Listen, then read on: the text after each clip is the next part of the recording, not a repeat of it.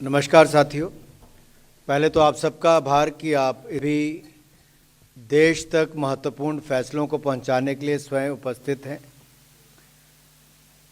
और आप जानते ही हैं कि मोदी सरकार पिछले 10 वर्षों में लगातार किसान कल्याण के लिए और कृषि विकास के लिए लगातार काम करती रही है।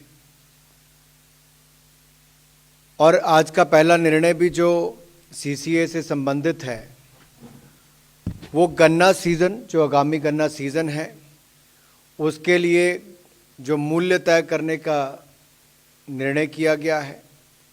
1 अक्टूबर 2024 से लेकर 30 सितंबर 2025 की अवधि में चीनी मिलों द्वारा किसानों को गन्ने का उचित और लाभकारी मूल्य यानी कि एफआरपी निर्धारित किया गया है। जैसा आप जानते हैं, सीएसीपी, कृषि लागत और मूल्य आयोग, ये इनके द्वारा गन्ने की उत्पादन लागत, अन्य बाय प्रोडक्ट्स जैसे कि गुड़, गन्ने की खोई इत्यादि की बिक्री से प्राप्त होने वाली राशि और उसमें प्रॉफिट जोड़ के कितना उसका दाम तय होना चाहिए वो तय करती है। इन सब फैक्टर्स को ध्यान में रखते हैं और वर्ष 2024-25 के लिए 340 रुपये प्रति क्विंटल मूल्य निर्धारित किए जाने का निर्णय किया गया है। पिछले वर्ष यानी कि 2023-24 में एफआरपी जो था, जो इसकी उचित मूल्य था, वो पिछले साल 315 रुपये था, जो बढ़कर इस साल 340 रुपये प्रति क्विंटल कर दिया गया है।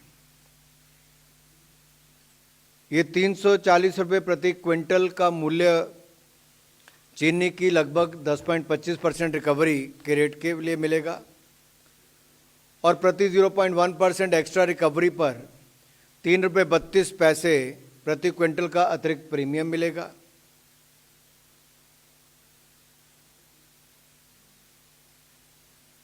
पहला निर्णय तो ये था जिससे किसानों के आमदन भी बढ़े।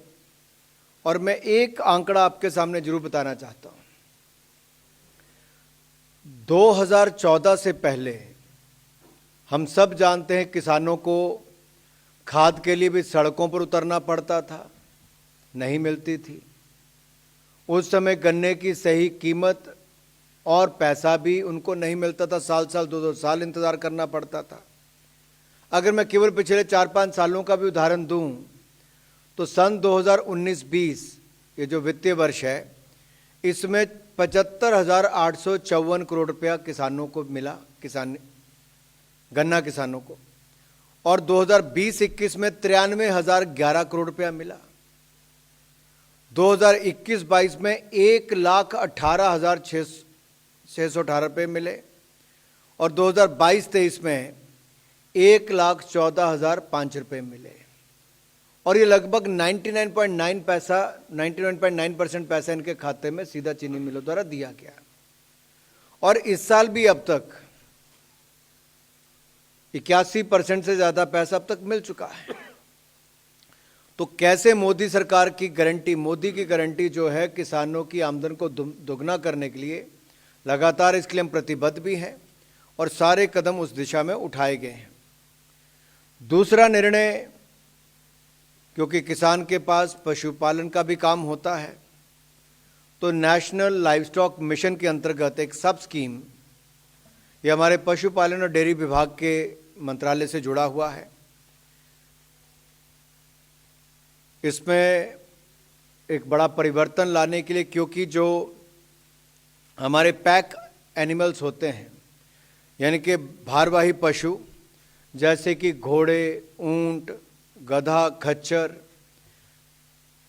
आदि की संख्या देश भर में घट रही है और देसी नस्ल की कुछ प्रजातियां लुप्त होने के कगार पर हैं। तो इसलिए पशुधन एवं पोल्ट्री की प्रोडक्टिविटी में सुधार लाने के लिए तथा फॉडर और फीड की उपलब्धता को बढ़ाने के लिए नेशनल लाइवस्टॉक मिशन चलाया जा रहा है। और इसके अंतर्गत ब्रीड इम्प्रूवमेंट, नस्ल को सुधार करने के लिए ब्रीड मल्टीप्लिकेशन फॉर्म बनाने का काम हो रहा है। अच्छी क्वालिटी के फॉडर के सीड प्रोडक्शन और सर्टिफिकेशन संबंधी कार्य किए जा रहे हैं। और इसके लिए एंटरप्रेन्योर्स के रूप में कोई व्यक्ति हो, इंडिविजुअल हो, सेल्फ हेल्प ग्रुप हो, फार्मर प्रोड्यूसर ऑर्गेनाइजेशन हो, फार्मर्स की कोऑपरेटिव ऑर्गेनाइजेशन हो, इन सबको 50% कैपिटल सब्सिडी इसका प्रावधान दिया गया है और जिसकी अधिकतम सीमा 50 लाख रुपया रखी गई है। इसके अतिरिक्त पशुधन का इंश्योरेंस और रिसर्च एंड डेवलपमेंट के कार्य भी किए जाते हैं। अब मैं इस पर थोड़ा विस्तार में अगर आपको कहूं तो पैक एनिमल्स जैसे कि घोड़े, ऊंट, गधा, खच्चर के ब्रीड मल्टीप्लिकेशन के कार्यों को भी लिया जाएगा और पशुधन जैसे कि पोल्ट्री और पैक एनिमल्स के ब्रीडिंग फार्म को स्थापित किया जाएगा। इसके साथ साथ देश में फॉडर की उपलब्धता को बढ़ाने के लिए डिग्रेडेड फॉरेस्ट लैंड तथा नॉन फॉरेस्ट वेस्ट लैंड, चारागाहों, बंजर भूमि में भी फॉडर के प्रोडक्शन यानी कि चारा के प्रोडक्शन के कार्य को भी लिया जाएगा। तो इसके प्रोडक्शन को प्रोत्साहन देने के लिए गोडाउन की सुविधा हो, रिसीविंग शेड हो या फिर ड्राइंग प्लेटफॉर्म या मशीनरी हो, इसके लिए भी कैपिटल सब्सिडी दी जाएगी। इंश्योरेंस को प्रोत्साहित करने के लिए सभी प्रकार के पशुधन जिसमें अब पैक एनिमल्स को भी इंश्योरेंस करने का लाभ मिलेगा। अब इसमें एक समान इनको प्रीमियम देना पड़ेगा। पहले लगभग 20% से लेकर 50% तक प्रीमियम देना पड़ता था, अब 15% ही प्रीमियम देना पड़ेगा। और इंश्योरेंस की सुविधा सुअर और खरगोश, पिग और रैबिट को छोड़कर 5 कैटल यूनिट की बजाय अब 10 कैटल यूनिट के लिए उपलब्ध होगी। और जैसा मैंने कहा, रिसर्च एंड डेवलपमेंट के लिए, प्रोजेक्ट के लिए भी चैलेंज मेथड के आधार पर प्राइवेट इंस्टीट्यूशन को 50% तक सब्सिडी, अधिकतम 5 करोड़ रुपए तक की सहायता इसमें भी मिलेगी। इससे हमें लगभग 20 लाख से ज़्यादा किसानों को चारा के प्रोडक्शन के लिए, कल्टीवेशन के लिए और पशुधन संबंधी गतिविधियों के लिए सहायता प्रदान की जाएगी और पशुओं की इंश्योरेंस और छोटे और सीमांत किसानों को इसका बहुत बड़ा लाभ मिलने वाला है। इससे फीड और फॉडर, इसके उत्पादन के क्षेत्र में भी और बढ़ावा मिलेगा, उसकी उपलब्धता बढ़ेगी। और जो हमारे पैक एनिमल जैसा मैंने कहा, घोड़ा, ऊंट, खच्चर, गधा आदि, इनके भी जेनेटिक इंप्रूवमेंट को बल दिया जाएगा। जो तीसरा निर्णय है वो flood management and border area programme को लेकर है। ये हमारे जल शक्ति मंत्रालय के द्वारा इसको किया जाएगा। ये जो हमारी स्कीम है flood management and border area programme, ये हमारे water resources, river development, Ganga reservation, Bharat सरकार के इस प्रोग्राम को 4100 करोड़ रुपए की राशि उपलब्ध करवाई गई है 2021-22 से लेके 2025-26 तक, जिसमें 2930 करोड़ रुपया फ्लड मैनेजमेंट प्रोग्राम कंपोनेंट के लिए, एफएमपी के लिए दिया जाएगा और 1160 करोड़ रुपया आरएमबीए कंपोनेंट के लिए river management and border area programme के अंतर्गत दिया जाएगा। इसका फंडिंग का पैटर्न जो है ये 60-40 रेशो रहेगी। 60% केंद्र सरकार का, 40% राज्य की सरकार का। और जो पूर्वोत्तर के राज्य और पहाड़ी राज्य हैं, पहाड़ी राज्यों में जम्मू कश्मीर, हिमाचल और उत्तराखंड आता है और नॉर्थ ईस्ट के हमारे बाकी राज्य, इनके लिए फंडिंग 90% भारत सरकार, 10% राज्य की सरकारें देगी और यूनियन टेरिटरीज के लिए 100% हम लोग भारत सरकार की ओर से देंगे। हालांकि फ्लड मैनेजमेंट का काम राज्य की सरकारों का होता है, लेकिन हज़ारों करोड़ रुपए की सुविधा पहले भी भारत सरकार ने दी। अब इसको अगले 2021-22 से लेकर 25-26 तक इसको किया गया है और इसकी थ्रेशोल्ड लिमिट को भी, एस्टिमेट कॉस्ट जो 100 करोड़ इससे बड़े प्रोजेक्ट हैं उनको भी जनरल कैटेगरी स्टेट और 50 करोड़ जो है वो हमारे नॉर्थ ईस्टर्न स्टेट और पहाड़ी राज्यों के लिए रखा गया है। इसके लिए 4100 करोड़ रुपए की मंजूरी मोदी सरकार ने की है। महिला सुरक्षा के लिए हर कदम हमारी सरकार ने उठाए, कानून बनाने की ज़रूरत पड़ी तो वो भी बनाए, फास्ट ट्रैक कोर्ट भी बनाए, जल्दी न्याय मिले तो उसकी भी शुरुआत की।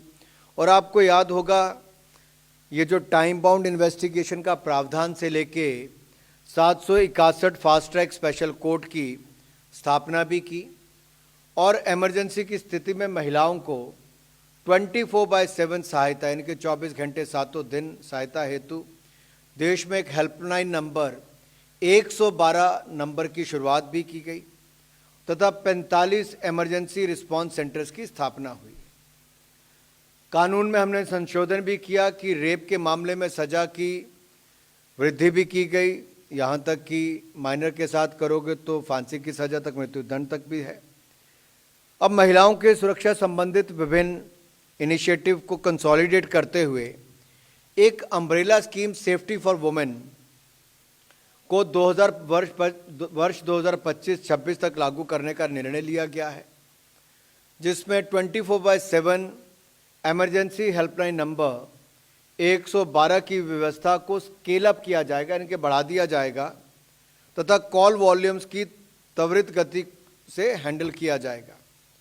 साइंटिफिक और टाइमली इन्वेस्टिगेशन के लिए हम 6 साइबर फॉरेंसिक साइंस लेबोरेटरीज ये बनाने जा रहे हैं, जो पुणे, चंडीगढ़, कोलकाता, दिल्ली, कामरूप और भोपाल यहाँ पर स्थापना की जाएगी।